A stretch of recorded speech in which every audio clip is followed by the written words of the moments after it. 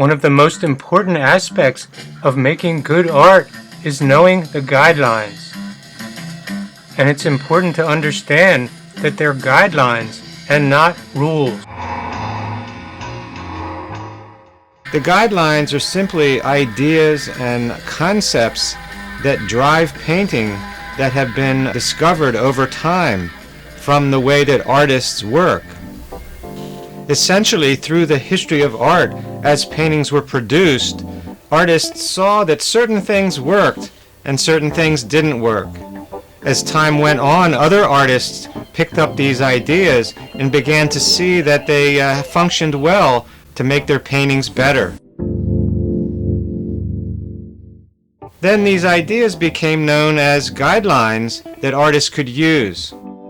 They became well known in the art world and were taught in art schools and art academies around the world. Guideline 1. Relationship to the edge. There are 4 basic ways that shapes can sit in relationship to the edge. They can be clearly not touching the edge. They can be clearly going out the edge. They can be just touching the edge. And they can come just short of touching the edge.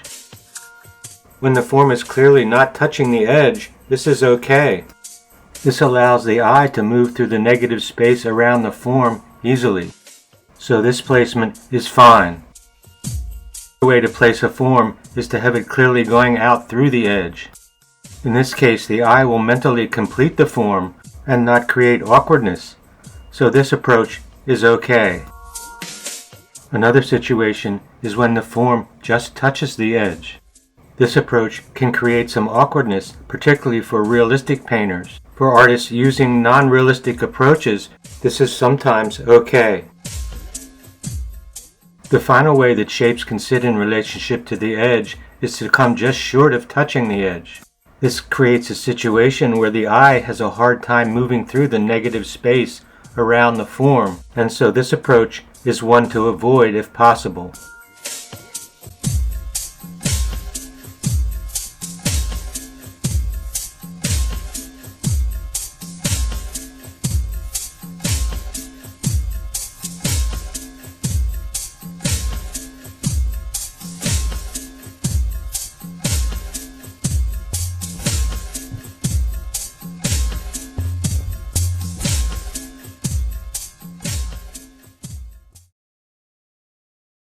This is Guideline 1, Relationship to the Edge. Guideline 2 is bisecting the painting. The idea of Guideline 2 is to not create a feeling that the painting is cut in half and creating 2 paintings.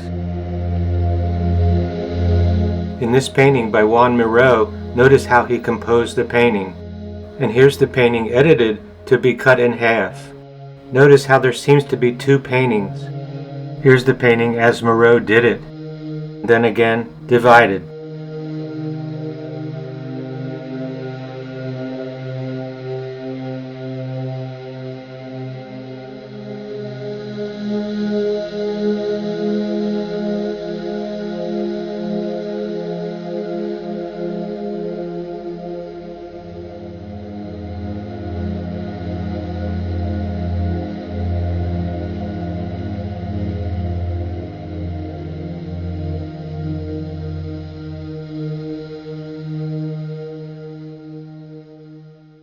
Guideline 2. Avoid bisecting the painting. Guideline 3. Out the corner. The idea of this guideline is to not run edges, lines, or forms directly to the corner.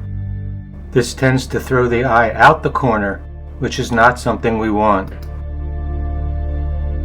The solution is to run the line, form, or edge to an area that just misses going to the corner.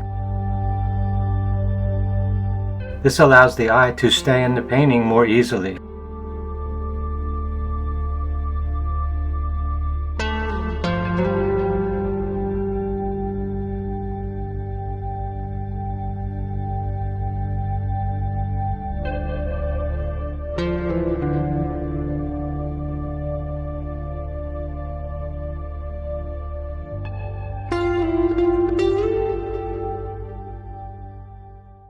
Guideline 3. Avoid running lines, forms, or edges out the corner.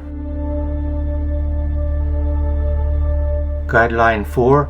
Avoid placing things directly in the center. This can cause the eye to get stuck moving around the center, or to be captured and focused too much in the center. The way to avoid this is to place the form just off of being in the center.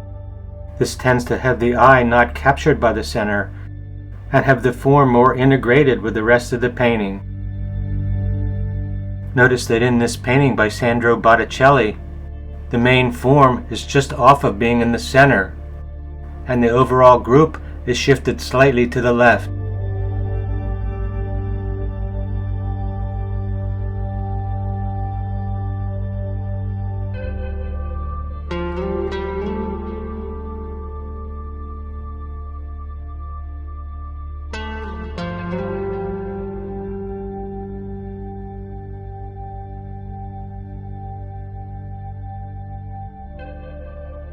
This is Guideline 4. Avoid placing things directly in the center.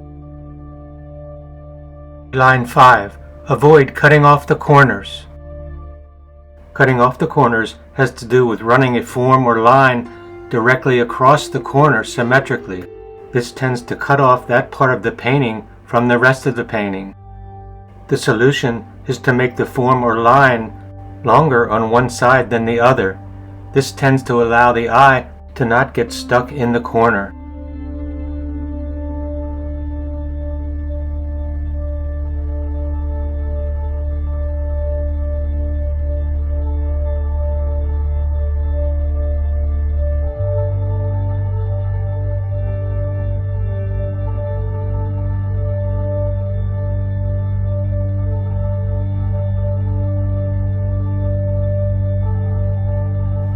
This is Guideline 5. Avoid cutting off the corners.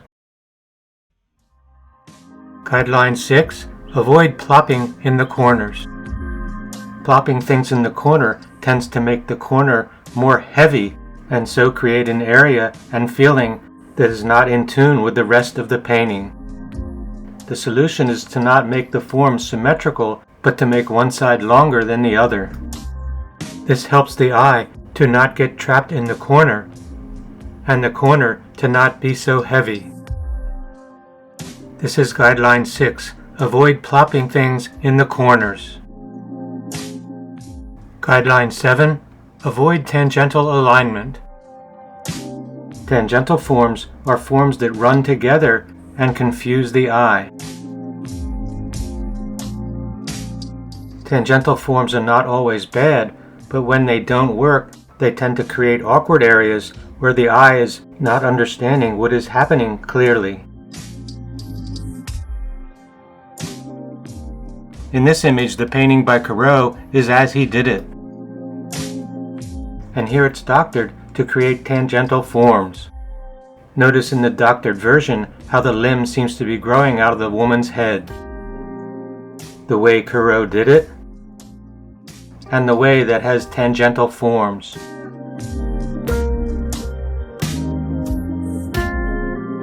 In this painting by De Chirico, notice how he's avoided tangential forms.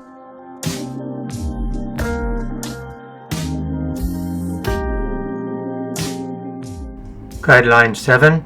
Avoid tangential alignment. Guideline 8. Avoid aligning forms that create awkwardness and unwarranted connection. This happens when forms are lined up in such a way as to create a strong connection horizontally or vertically that holds the eye too much and creates awkwardness.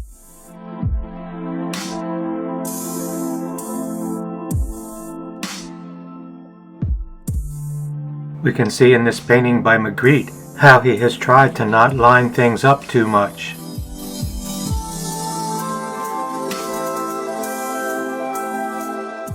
We see the same in this painting by Matisse.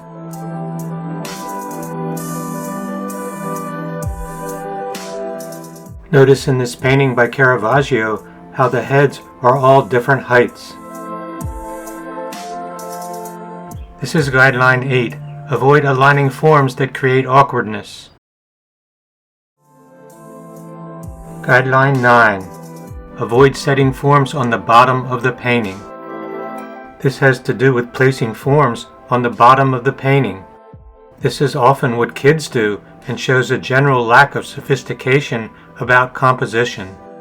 It's better to place the forms up in the painting a bit and not on the bottom. This avoids the painting feeling bottom heavy.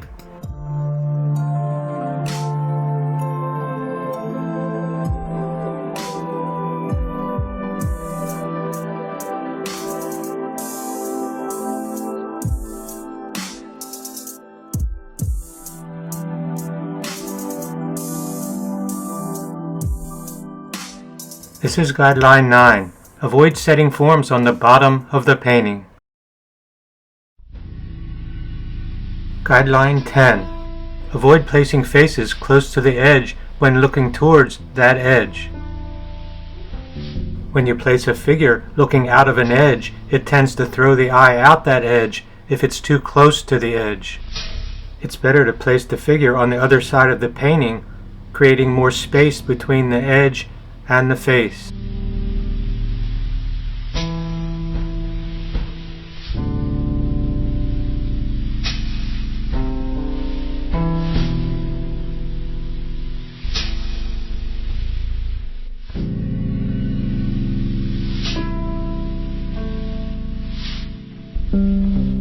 This is Guideline 10. Avoid placing faces close to the edge when looking towards that edge.